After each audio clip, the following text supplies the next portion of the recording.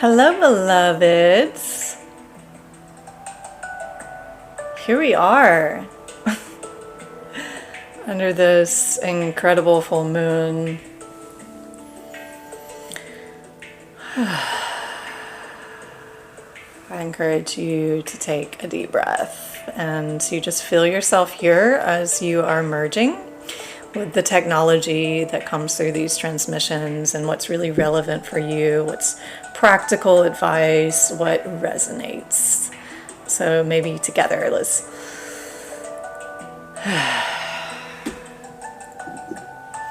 I'm so happy to be here with you and to be calling on the wisdom of this time to help us bring our focus to really what's important and to channel the energy that we possess to be able to co-create in a caring and conscious way, able to rise above the shadows that tend to become more prevalent during a full moon period and to arc into our light without denying the shadows, but more of an acceptance and an integration of them. So, what I would invite you to do is that if you enjoy this reading, like it, subscribe. It helps the algorithms. I think that you probably all understand this. So I'm just going to put it here now instead of at the very end. And I so appreciate that kind of support. So let's go ahead and just start to dive in, calling on the highest light of truth, of wisdom, of protection, and the availability to create space between ourself and our experience so that we are able to establish a direct and clear reflection of what is ours versus what is other, and where our own shadow material comes up in between, where we have the ability to bring in our light. And so asking for what resonates to merge with your own body system and your energetic system, and to leave what doesn't. And in full thanks and gratitude, so be it.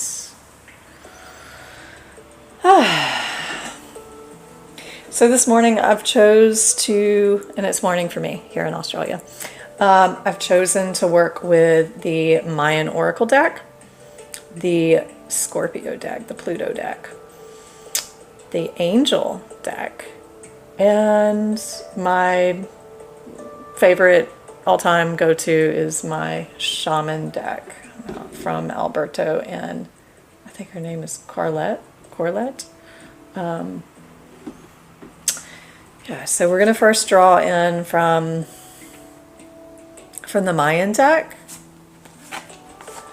And there's a real sense with this moon because not only is this the Scorpio full moon, in Vedic it's the Taurus full moon, but it's also the Wesak full moon. And this is said to be the time of the remembering of Buddha's birth, death, and liberation, his awakening. And also the time when the Buddha returns. He returns to the earth to emit spiritual energy, that the Christ comes and anoints him, and he shares that energy over the globe for the awakening and growth of humanity for the next 12 months. So this card, this is going to be a little bit different spread than I usually pull. That's interesting. This first card is what is healing, the focal point of the healing, and this is, you know, I generally do a collective, but this is calling me to focus on the personal, which I guess is all the same, right? As within, so without. But it's asking for us to receive this as our personal healing, and it's the ancient ones. It's this card of the ancestors. And with it being Mother's Day, that feels so relevant. And if you haven't read the blog that I wrote yesterday, you may find that there's some pieces of information in there that may touch you around lineage, around generational healing, around collective healing, and around our relationship with our ancestors. And it's a beautiful time to really set up some pictures on your altar, to make offerings, to remember them, to just remember them, tell their stories, and in telling those stories, linking with the gratitude of what you've received from it. So it's like this feeding of gratitude to the other side, to the times before, and then also seeding the path to the future. So with this particular card of the Ancient Ones for personal healing, when this card appears, you are beginning a new cycle. He asks you to connect with the DNA level wisdom rooted deep inside you, and that you are ready to step into a new level of leadership. To claim your authority as a human being, to be your own creator and your own inner mother and father. Light a fire in his honor and let the flames speak to you.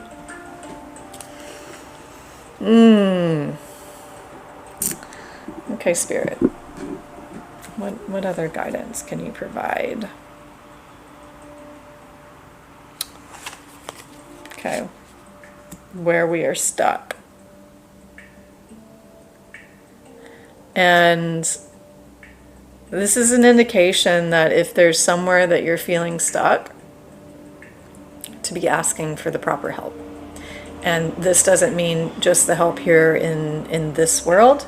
It actually means going to the higher realms. It means elevating your request to the presence of God or to your angels. This card specifically says call on your angels. So if you work with angels, if you resonate with this card, this is what you are asked to start doing, is to build that bridge of relationship between your problems, your obstacles, your challenged experiences, and the assistants that are always there and just are waiting for you to actually ask. They're not going to step in. They need you to ask. And okay, what else is here in that regard? The water element. So we have fire and water, and we have here with the Ancient Ones. It talks about lighting a fire. So under this full moon, you may be invited to do some kind of ritual with fire. And Scorpio, Pluto is water based. This is a very watery energy, and this has also been in the collective field for a while, is that water is coming to cleanse the memory, so that we're not held down by these I'm going to call them implants, the implants that we've received through many lifetimes and through the structure, through the matrix structure itself of fear, scarcity, and they're wording it like permanence. So I think sometimes when we move from a place of thinking something's permanent and that it's not going to change, we then act from a place of needing to control it, or just being fearful of it being detrimental, of it being ultimate. And the water card is also related to the feminine and able to flow, and inviting us to maybe find a bit more flow. Okay, so what's the collective shadow that's moving out and through? And I'd love to hear in the comments what resonates, what your experience has been, what feels really, I don't know, like what feels like it's starting to shift for you. What feels like maybe a level of freedom from some part of yourself or some like shadow action or shadow behavior that you're coming into more awareness around. Here we have the alligator. We have it in reverse at that.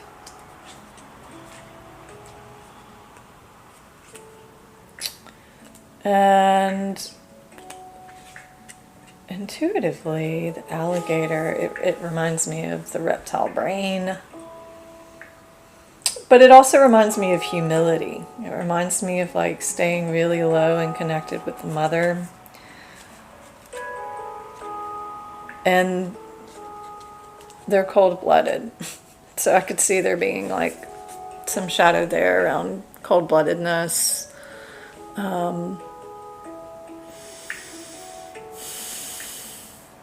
The water card.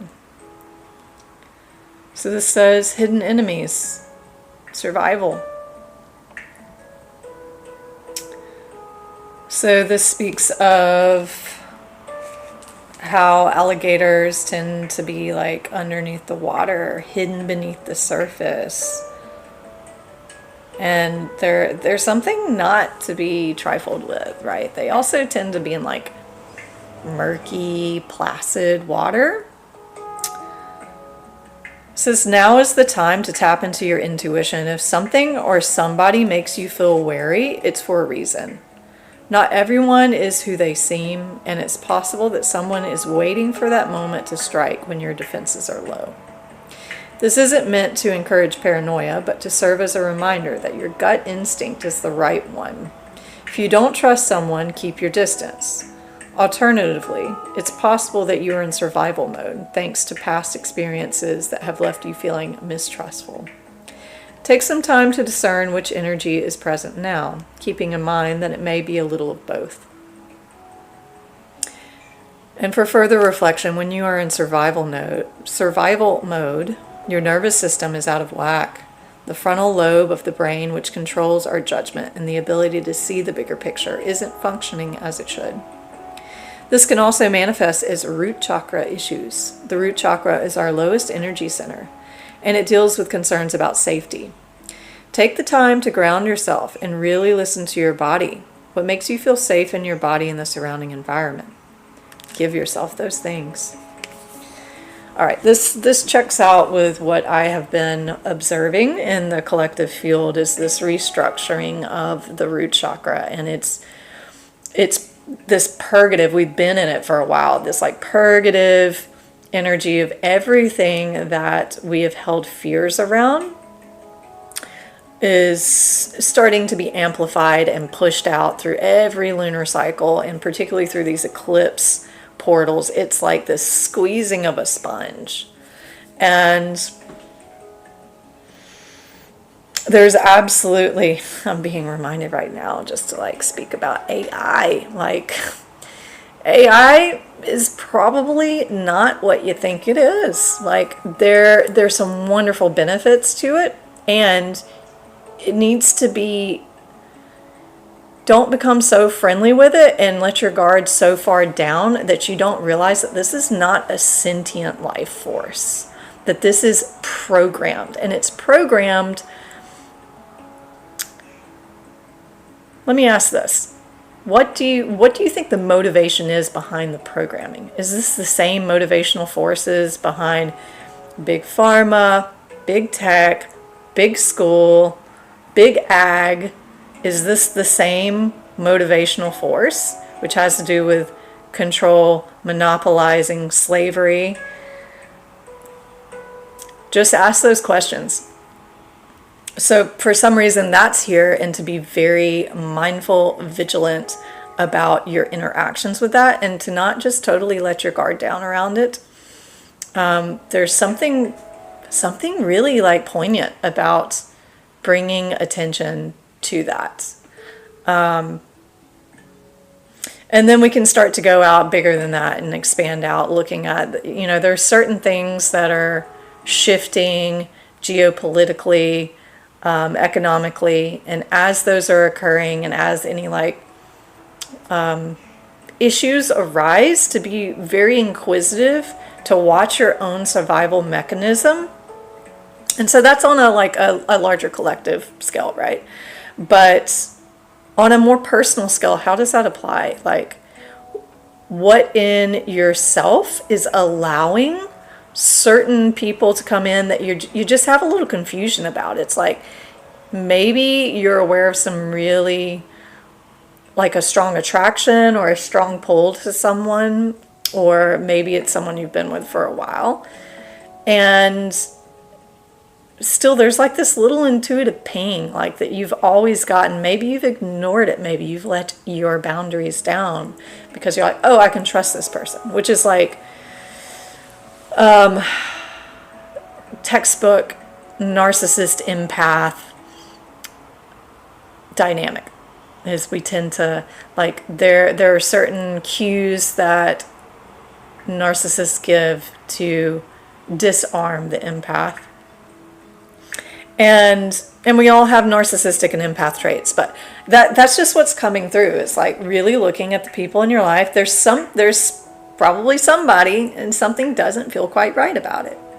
It could even be like not a somebody, it could be a place, and you're just like, something doesn't click quite right, but you know, it has this and it has this, and I really like it, I'm attracted to it. And so this is the shadow of Scorpio. Scorpio is seductive, and it can be seductive for sensual desires, which aren't always rooted in truth. They come more from like the hunger of the shadow. They come from the places where we're not feeding ourselves. Okay, this is starting to get really dialed in. Oh. Okay. What else is helpful? Obsidian blade. So it's time to cut some cords, guys. It's time to, and you know, like, actually, there's a part of you that's always known. I'm in the walk of this myself, of refining my ability to trust, and to trust so fervently in my initial response that I don't need to follow up with a bunch of questioning and experimenting. And I tell you what, one way that you can always find out is around a full moon. It's so much more obvious around full moons if there's incompatibility, and getting to the root of what that incompatibility is key. And so I'll read about the obsidian, but it feels pretty clear. It's like cutting away, being very cautious not to hurt, but cutting away that which does not belong, that which is not meant for you. That's the words that they're using. That's not meant for you. So you could even ask yourself, if there's a person, or maybe it's a job, maybe it's a place, maybe it's a habit, that if you weren't to follow up with them, if you were to like just take a pause and not feed, what would happen? Like, is there reciprocity there? Would they just disappear? Would they, excuse me. That's a good indication of if you're holding on to something that's not meant for you. Something that's actually not good for you. Something that your intuition has been telling you all along. That maybe the place, the person was only meant to bring you that lesson of boundaries and of trust, and tuning you a bit more to your intuition. So I'm coming back to the ancient ones, to this card of fire that's like, and again the angel too, of like asking for a little bit more help, because letting go of these things that we pull in through our shadow it can be very difficult. It can be emotional, it can be physically painful, it can be extremely scary. And I can see that this is the path through, actually. It's like purification, not only by the Spirit, but then it's resurrection, replenishment, and rebirth through the water. It's the releasing of the fear that called it in the first place, so that you can make a different choice and step into this new world, so that you're co-creating from the place of sovereignty, from the place of love, authority, light, and not limited by the unconscious conjurings of the mind. So this is calling you to confront your shadow. Are you feeling selfish in your actual circumstances, or do you have a tendency to sacrifice yourself for others? Obsidian both cuts and heals, especially the physical and the emotional experienced when confronting your shadow, and allows you to be whole. So if you have any obsidian, work with it, wear it.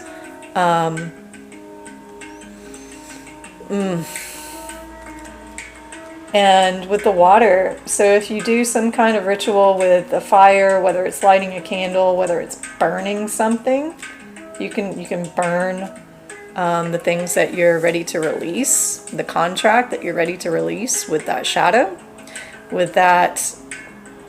in another person, or with a land or a place.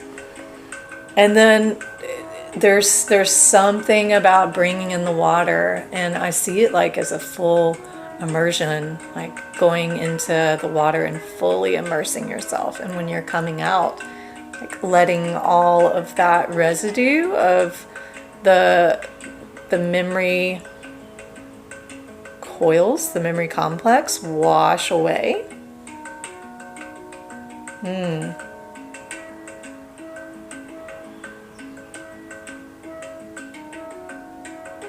Yeah, this says when water arrives, you're invited to watch your emotions and know they are going to be changeable. And do not settle on a conclusion.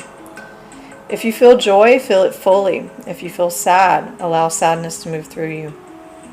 Water invites you to see the ebb and flow of events and trust you can ride the wave of opportunity when it arises. Natural flow is here. Go with it. So it's very timing based. It's very timing based. If there's an execution that needs to happen, if there's a completion that is ready, time it. Feel into the proper timing. And what I see a lot of the time is when I go into the spiritual realm, when I ask for the help, particularly like, let's say it's a sticky situation. Let's say it's a situation where you are in a relationship with someone who there's like a toxicity there. It's like a repeating pattern.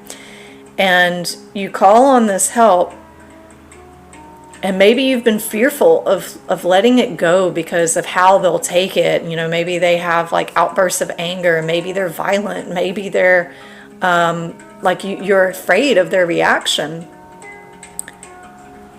If you will go and you'll do a ritual or a fervent prayer, you actually are often given a very easy opportunity. All you have to do is take it. So a lot of the time it'll be their idea for you to go, or for them to go, or for y'all to break it off or get divorced or whatever.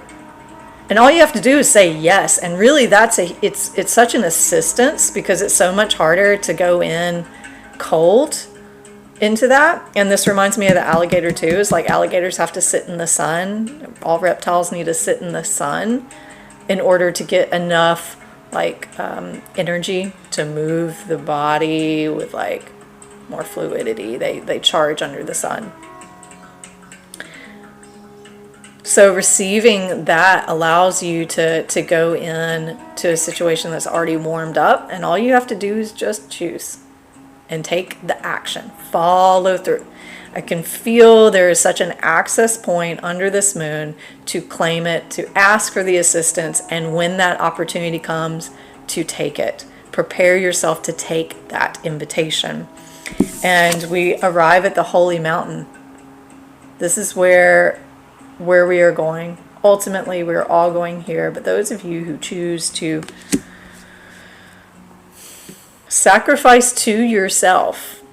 Sacrifice your desire for what your soul actually needs, which is not going to be provided by anybody, any place, any habit. It needs you to show up and say yes to it, to stop saying no to it or later or I don't know. Just a clear and defined yes. The native peoples around the earth recognize mountains as places of great power, or one encounters spirit, or where the god or goddesses reside.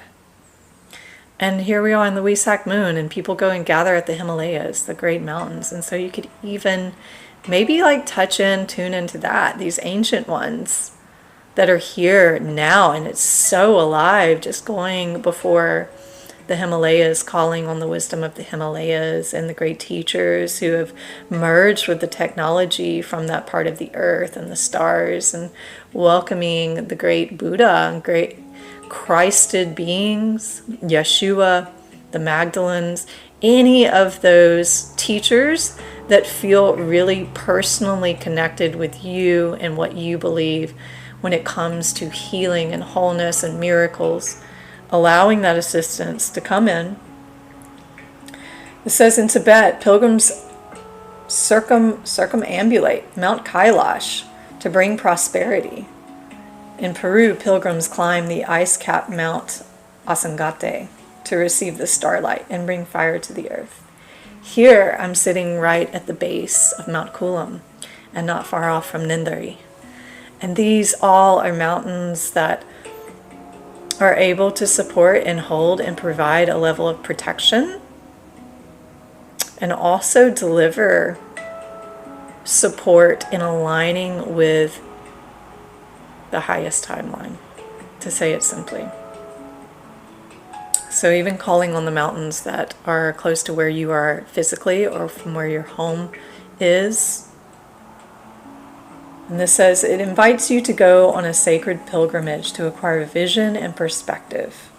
First, you must accept the present situation as an opportunity to discover higher understanding.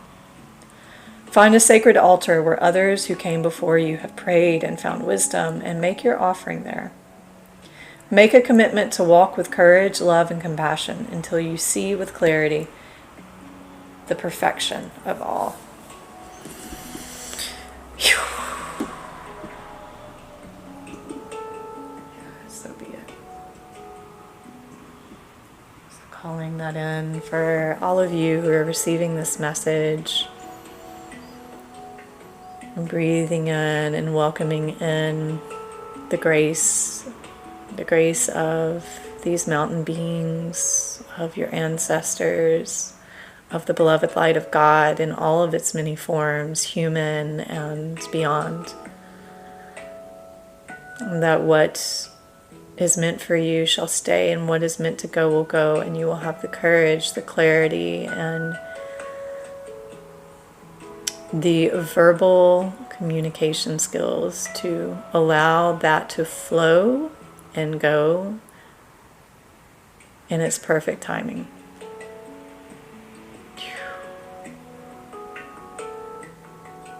Thank you so much for being here with me, and sending you all such gratitude and love under this Wesak moon.